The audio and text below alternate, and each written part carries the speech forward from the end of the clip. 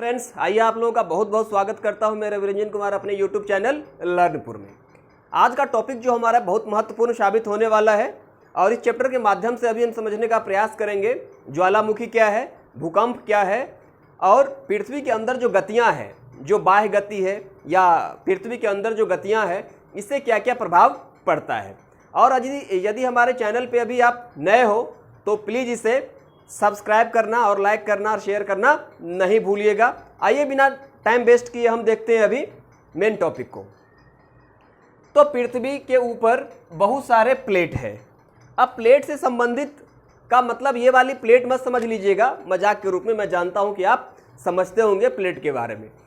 तो प्लेट से मतलब है, जैसे आप जानते हैं जितने भी सारे 7 कंटिनेंट्स हैं, ये सारे कंटिनेंट्स एक प्लेट के रूप में ही जाना जाता है और ये आपस में जो पृथ्वी के अंदर गतियां हैं, इस गतियां के कारण या इस मौसम के कारण ये आपस में घिसता रहता है, टूटता रहता है, टकराता रहता है और ये हमेशा 24/7 मोशन में रहता है। लेकिन ये इतना बड़ा है, इसका साइज इतना विशाल है कि हम इस पृथ्वी पे रह करके पता ही नहीं लगा सकते हैं कि ये मोशन में है।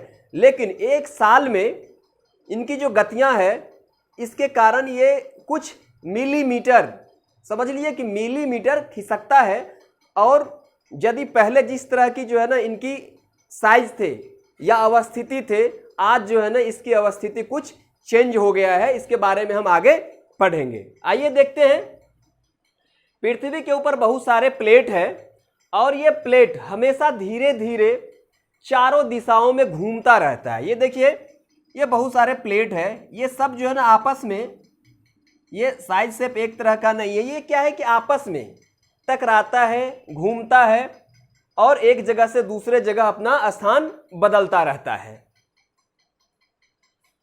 और जिसके कारण प्रत्येक वर्ष प्लेट कुछ मिलीमीटर बहुत छोटा होता है, मात्रक है ये आपको दूरी की, तो कुछ मिलीमीटर ये खिसकता है। पृथ्वी के अंदर पिघला हुआ मैग्मा वृत्तीय रूप में घूमता रहता है। इस बात को समझना बहुत जरूरी है। हम सभी जानते हैं कि जो पृथ्वी है, ये पृथ्वी का मैंने एक छोटा सा काट ले लिया उसमें से। अब समझिए कि ये बहुत भाग में बटा हुआ है। कल मैंने जो पिछला वीडियो अपलोड किया था उसमें बताया था। और ये पृथ्वी की सबसे अंदर वाला भाग है और इसी भाग में क्या है कि लावा है, सॉरी ये मैग्मा है।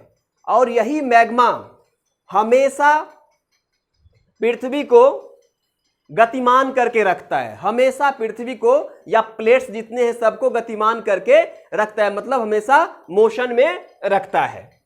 और ये जो मैग्मा है पिघला हुआ है, मतलब लिक्विड फॉर्म में है। और ये घूमता कैसे है? ये जो है ना मैग्मा घूमता रहता है आपको सर्कल में, ये सर्कल में घूमता रहता है। और इसी सर्कल में घूमने के कारण पृथ्वी के अंदर में या बाहर में 2 तरह के बल पैदा होते हैं। तो जो बाहर में पैदा होते हैं बल, उसको हम क्या कहते हैं? बहिर्जात बल कहते हैं। बहिर्जात मतलब इंग्लिश में इसे कहते हैं एक्सोजेनिक। क्या कहेंगे? एक्सोजेनिक इंग्लिश में। और हिंदी में इसे क्या कहते हैं? एंडोजेनिक। तो ये दो चीज आप याद रखिएगा कि पृथ्वी के अंदर में जो बल उत्पन्न होता है, जो फोर्स लगता है, उसे कहते हैं हम एंडोजेनिक अंतर्जात। और बाहर में जो बल उत्पन्न होगा इस मैग्मा के चलायमान होने के कारण, उसे हम कहेंगे एक्सोजेनिक।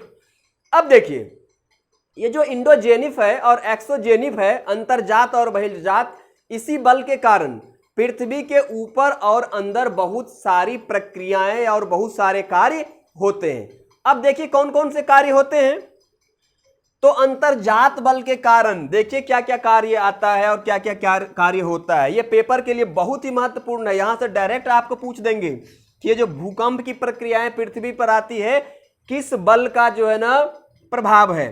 तो भूकंप आना, ज्वालामुखी फटना, भूस्खलन होना, पर्वत का निर्माण होना, मतलब अर्थक्विक का आना, ज्वालामुखी वोल्केनो, भूस्खलन मतलब लैंडस्लाइड करना और पर्वत का बनना। तो ये सारी चीज आता है किसके कारण? अंतर्जात, मतलब अंतर्जात एंडोजेनिक बल के कारण ये सारी प्रक्रियाएं पृथ्वी के ऊपर होती है। निश्चित रूप से इसको आप याद कर लेंगे। अब आइए हम देखते हैं बहिर्जात बल के कारण क्या क्या होती है। तो बहिर्जात बल के कारण ही पृथ्वी पर नदियों में जल बहती है, और वैसे भी बारिश वगैरह के कारण जो पृथ्वी पे जल आता है, उस जल की जो दिशा होता है, ये दिशा भी बहिर्जात मतलब एक्सोजेनिक बल के कारण ही होता है। और यहां से बहुत बार क्वेश्चन सीधे सीधे पूछ लिया जाता है। तो नदी, जल का बहना, पवन का चलना, समुद्री तरंग का उत्पन्न होना आदि। तो मतलब रिवर में जल किधर जा रहा है, जल ऊपर में कहां बह रहा है पृथ्वी के ऊपर, वाइंड की जो डायरेक्शन है वो, और समुद्र जो ओशन में तरंग मतलब वेव उठता है, तो वेव का भी कारण यही बहिर्जात बल है। तो अभी हम लोगों ने देखे किस तरीके से अंतर्जात और बहिर्जात बल के कारण क्या क्या होती है। आइए आगे बढ़ते हैं। आइए अब हम देखते हैं ज्वालामुखी के बारे में। अब ज्वालामुखी के बारे में आपको बताया था इससे पिछले वाले वीडियो में कि उसकी प्रक्रिया क्या है और ज्वालामुखी किस तरह से हमें नुकसान पहुंचाता है और क्या क्या इनके मतलब होने के बाद होता है।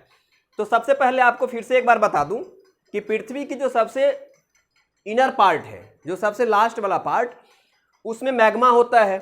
ये है मैग्मा। और मैग्मा पृथ्वी के द्वारा जो प्रेशर और टेम्परेचर, इसके कारण ये हमेशा लिक्विड फॉर्म में रहता है और काफ़ी प्रेशराइज्ड रहता है। और इसको जैसे ही थोड़ा सा भी लूप होल या कमजोर पॉइंट मिलता है तो ये पूरी तरीके से निकलने की कोशिश करता है। कभी कभी यदि काफ़ी ज़्यादा फोर्स में है ये, तो चलिए पृथ्वी से बाहर हो जाता है और पृथ्वी पे फैल करके बिखर जाता है और यहाँ से चट्टान का निर्माण होता है। लेकिन कभी कभी क्या होता है कि इसके अंदर उतना फोर्स नहीं होता है, तो पृथ्वी के अंदर ही ये चट्टान के रूप में जम जाता है। तो ये देखिए इस तरीके से ये मैग्मा निकलता है, और निकलने वाला जो द्वार होता है, रास्ता, उसको हम क्या कहते हैं? वंट कहते हैं, निकास द्वार। और यहां एक झील जैसे बन जाता है। मतलब दो तरह की ज्वालामुखी होती है, ये आप सब जानते होंगे, सुषुप्त और एक होता है मतलब जो बुझा हुआ या एक्टिव ज्वालामुखी। जो एक्टिव ज्वालामुखी होता है उसमें हमेशा जो है ना टाइम टू टाइम विस्फोट या उससे लावा वगैरह निकलता रहता है। लेकिन जो बुझा हुआ ज्वालामुखी होता है उसके मुंह पे एक झील टाइप का बन जाता है। यहाँ पे ये तो चलिए एक फिगर के माध्यम से आपको छोटा सा बोर्ड पे दिखा रहा हूँ। ये बहुत बड़े एरिया में होता है और आग बुझ जाने के कारण ये एक झील का रूप ले लेता है, जिसको हम क्रेटर झील के नाम से भी जानते हैं, क्रेटर लेक के नाम से जानते हैं। और इसी से गैस, धुआं, राख वगैरह निकलता रहता है इस मुंह से। तो ये ज्वाला मुंह है, यहीं से निकलता रहता है। ये सारे जो आप देख रहे हैं ये लावा है। और कभी कभी तो इसमें बहुत दिनों तक, बहुत सालों तक विस्फोट लगातार होता रहता है और आसपास के जो जीव जंतु है उसको इससे काफी लॉस होता है, काफी हानि होता है। तो ये समझाना था ज्वालामुखी। ये ज्वालामुखी क्यों होता है आपको इससे पिछले वाले स्लाइड में मैंने समझा दिया था। अब देखिए भूकंप के बारे में थोड़ा देखते हैं। तो भूकंप के बारे में भी इससे पहले थोड़ा मैंने आपको हिंट दे दिया था। तो भूकंप कब आता है? तो हम जानते हैं कि पृथ्वी के ऊपर बहुत सारे प्लेट है। ये प्लेट आपस में जब टकराएंगे या आपस में घिसेंगे तो भूकंप आने की संभावना होती है और भूकंप आती है।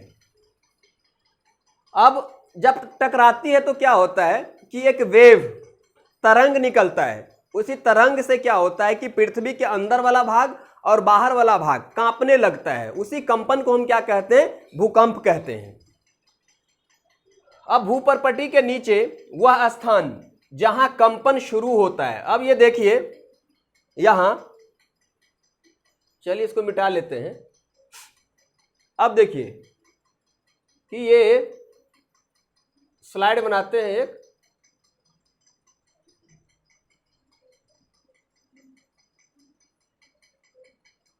अब समझिए कि भूकंप यहां उत्पन्न हुआ,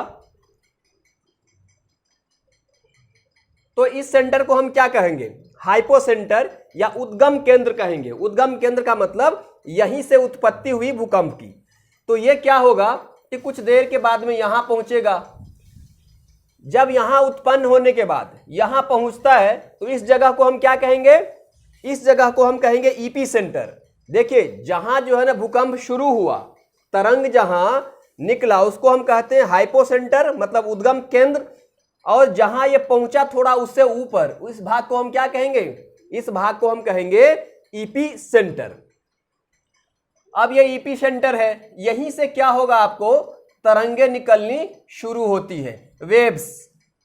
और ये वेव्स जो है ना 3 प्रकार के होते हैं तरंगे, पी तरंग, एस तरंग और एल तरंग। इसके बारे में हम बाद में बात करेंगे, इस चैप्टर में ये चीजें नहीं दी गई है कि ये तरंग सबसे ज्यादा हानि पहुंचाने वाले कौन से तरंग होते हैं, उनकी कैसी गति होती है। तो पी तरंगे, एस तरंगे और एल तरंगे। अब क्या होगा कि समझिए कि यहां से यहां पहुंचा भूकंप तेजी के साथ मतलब वेव्स, और इसके आसपास की जो भी एरिया होगा, जो सबसे नजदीक वाला एरिया होगा, उसको ज्यादा डैमेज करेगा, उसको ये ज्यादा क्षति पहुंचाएगा। और जैसे जैसे ये वेव्स समझिए कि फैलता जाएगा, वैसे वैसे जो इसकी कह सकते हैं आप प्रभाव या इसका इम्पैक्ट जो है ना धीरे धीरे कम होता जाता है। तो समझ लीजिए कि ये जहां उत्पन्न होता है इसको हम कहते हैं हाइपोसेंटर, और जहां ये उससे ऊपर वाले पार्ट्स में पहुंचता है उसको क्या कहते हैं? EP centre. और ईपी सेंटर के जो आसपास क्षेत्र होगा उस क्षेत्र को सबसे ज्यादा भूकंप प्रभावित करेगा। और जैसे जैसे ये तरंग फैलता जाएगा वैसे वैसे इसका जो इम्पैक्ट है, प्रभाव है, धीरे धीरे कम होता जाएगा। इसको ऐसे आप सिंपल समझिए कि जब आप पानी में पत्थर फेंकते हैं, तो जब आप पत्थर फेंकते हैं तो देखिए वहां जो है ना तेजी के साथ लहरें उठती है, और लहरें जैसे जैसे आपको दूर जाती है वैसे वैसे धीरे धीरे धीरे वो पानी पे प्लेन होते हुए चला जाता है। तो ये समझ गए होंगे भूकंप की प्रक्रिया और भूकंप किस तरीके से क्षति पहुंचाता है। भूकंप के 3 तरंगे होते हैं, आपको बता दिया, 3 वेव्स। अब भूकंप की भविष्यवाणी संभव नहीं है। जी, भूकंप की भविष्यवाणी संभव नहीं है। कुछ चीजों को देख करके भूकंप के बारे में कहा जा सकता है कि भूकंप आने वाला है। जैसे लोग क्या करते थे पहले जमाने में कि पानी में मछलियों की एक्साइटमेंट को देख करके, या जो धरती के ऊपर कुछ पशु पक्षी है उनकी जो है ना चहलकदमी थोड़ा देख करके, या आप यूं कह सकते हैं कि धरती के नीचे से तेजी के साथ जब काफी सांप दिखने लगता था तो माना जाता था कि भूकंप आने की संभावना है और लोग अलर्ट हो जाते थे। अब 2 से 5 प्रभाव के जो भूकंप होते हैं रिएक्टर पे, इसको नॉर्मल माना जाता है, इससे जान माल की क्षति ज्यादा नहीं होती है। लेकिन 6 रिएक्टर के जो होते हैं भूकंप, इससे बहुत क्षति होती है। और 7 के आसपास, 7 रिएक्टर पैमाने पर जब भूकंप आता है तो इससे बहुत हद तक जो है ना बहुत ज्यादा क्षति होने की संभावना होती है। तो ये चीजें कुछ आपको समझाना था। आइए अब चलते हैं नेक्स्ट स्लाइड पे। आइए अब हम देखते हैं कि नदी के कार्य। तो हम सभी जानते हैं कि नदी जो है ना पहाड़ से या पठार से निकल करके मैदानी भागों में या प्लेन में प्रवेश करती है, और जब प्लेन में नदी प्रवेश करती है तो विसर्पित होने लगती है। मतलब विसर्पित होने का मतलब मेंढर के तरह ये बनने लगते हैं। ये जानिए पहाड़ है, जब पहाड़ पर से नदी निकलेगी तो काफी तेजी के साथ ये निकलती है, लेकिन जैसे ये प्लेन में प्रवेश करती है, प्लेन में, तो ये जो है ना इनका रास्ता जो है ना कुछ सांप के तरफ ऐसे होने लगती है। और जब ये ज्यादा विसर्पित हो जाती है, ज्यादा जो है ना मेंढर होता है, तो इस तरह से ये ऑक्सबो लेक का निर्माण करता है। आप समझिए कि अब ये देखिए कि एक बार नदी जो चली है ऐसे हुई, फिर धीरे धीरे ये ऐसे हुई, अब धीरे धीरे क्या होगा, ये समझिए कि ऐसे, इसको थोड़ा और यहाँ लाइए, ऐसे हुई। अब ये क्या होगा कि आगे जाकर के ऐसे ये यहाँ मिल जाएगा, और ये जो है ना सेपरेट हो जाएगा। ये जो सेपरेट होता है पार्ट, इसी पार्ट को हम क्या कहते हैं, ऑक्सबो लेक, ऑक्सबो लेक या तो गोखुर झील के नाम से जानते हैं। ये झील बन जाता है और फिर नदी अपने रास्ते से चली जाती है। और ये हमारे देश में ऐसे बहुत सारे झील आपको देखने को मिलेंगे। उसके बाद क्या होता है, अब एक बात और समझा दूं कि नदी जो है ना जब पहाड़ से निकलती है तो इसकी स्पीड बहुत ज़्यादा होता है, लेकिन जैसे जैसे प्लेन में आती है तो धीरे धीरे धीरे धीरे उनकी जो गति है स्लो होते जाती है, धीमी होते जाती है। और जब वो जाकर के समुद्र में मिलती है तो बहुत सारे पार्ट में, समझिए कि ये मेन नदी है और ये अभी प्लेन में प्रवेश कर गई है। प्लेन में क्या होता है कि ये विसर्पित होते होते और ये समझिए कि अभी महासागर में, ओशन में पहुंच गई। और ओशन में पहुंचने के बाद ये बहुत सारे धाराओं में अपने आप को बांट लेती है। और जब धाराओं में बांट लेती है अपने आप को, तो ये जो पहाड़ से बहा करके जितने भी सारे पत्थर, मिट्टी, गाद लेकर के आता है, सबको यहाँ आकर के छोड़ देता है स्लो होने के कारण। और छोड़ने के बाद नदी के मुहाने पे, नदी के जो है ना माउथ पे, मुंह पे बड़े बड़े से जो है ना आपको मलबे, कूड़े कचरे की ढेर आपको मिट्टी के नजर आएंगे। इसी ढेर को हम क्या कहते हैं, डेल्टा कहते हैं। तो आप निश्चित रूप से सुंदरबन के डेल्टा के बारे में सुने होंगे। सुंदरबन का जो डेल्टा है, गंगा और ब्रह्मपुत्र के द्वारा बहा करके जो लाई गई मिट्टियां, पत्थर है, वो अरब सागर में इकट्ठा कर देती है बंगाल में, और उसी को कहते हैं सुंदरबन का डेल्टा। और ये डेल्टा दुनिया की सबसे बड़ा डेल्टा है। ये कुछ समझना था। अब हम समझेंगे पवन के कार्य। तो पवन, जब आप मरुस्थल वाले भाग में जाएंगे जहां बालू ही बालू होते हैं, तो वहां पवन के द्वारा बहुत सारे आकृति देखने को मिलेंगे। और ये आकृति को कभी टिब्बे कहा जाता है, लोएस कहा जाता है, इस तरह के आकृति बनेंगे। या कभी कभी आप देखेंगे कि हवा चट्टान को भी काट करके कुछ इस तरह की आकृति, कुछ आपको ऐसी आकृति देखने को मिल जाएंगे, जो ये ऐसे आकृति। अब ऐसे आकृति में क्या होता है कि कभी कभी क्वेश्चन ये भी उठता है कि हवा जब तेज या पवन जब तेज बहती है तो किसी चट्टान के ऊपर वाले भाग को कम और जो नीचे वाले भाग है इसको रगड़ करके या इसमें घिस करके नीचे वाले भाग को ज्यादा काटता है और ऊपर वाले भाग को कम प्रभावित करता है, आपको देखने को मिलेगा। फिर हम पढ़ लेते हैं थोड़ा हिमनद के बारे में। हिमनद का मतलब ग्लेशियर, ग्लेशियर का मतलब जितने भी पहाड़ पे बर्फ जमे हुए होते हैं नदी के रूप में, सबको ग्लेशियर कहते हैं। और जहां कहीं भी ग्लेशियर होता है तो ग्लेशियर के द्वारा या बर्फ के द्वारा पहाड़ पे बड़े बड़े खड्डे बन जाते हैं, बड़े बड़े जो है ना गड्ढे का निर्माण हो जाता है।